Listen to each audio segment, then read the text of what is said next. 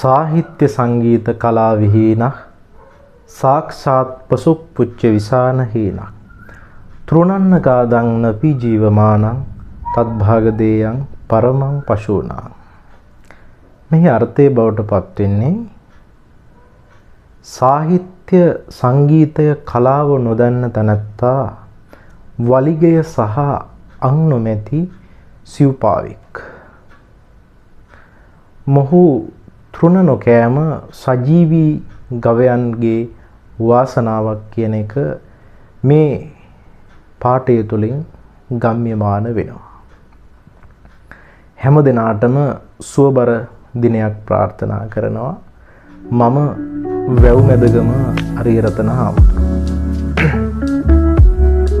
මගේ අලුත්ම YouTube නාලිකාව YouTube channel එක සන්තාන AT YouTube නාලිකාව. කවියට, ගීතයට, කලාවට, සාහිත්‍යයට රුචිකත්වය දක්වන ඔබ වෙනුවෙන් මේ YouTube නාලිකාව මම ආරම්භ කරන්නට බලාපොරොත්තු වෙනවා.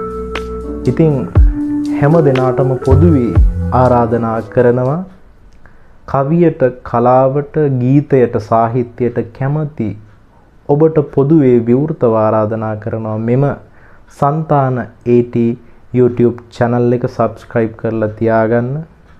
ඉදිරියේදී ඉතාමත් ලස්සන වැඩසටහන් සහ කවිය ගැන කතා කරන්නට, ගීතය ගැන කතා කරන්නට, සාහිත්‍යයේ යම් යම් තැන් ගැන කතා කරන්නට බලාපොරොත්තු වෙනවා.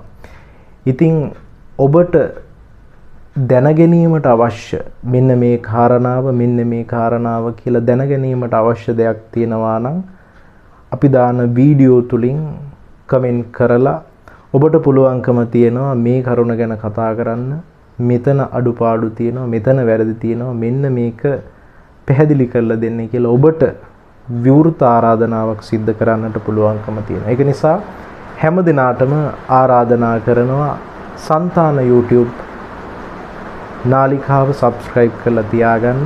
ඔබට වටිනා කියන වීඩියෝ ඉදිරියේදී නැරඹීමට හැකියාව තියෙනවා.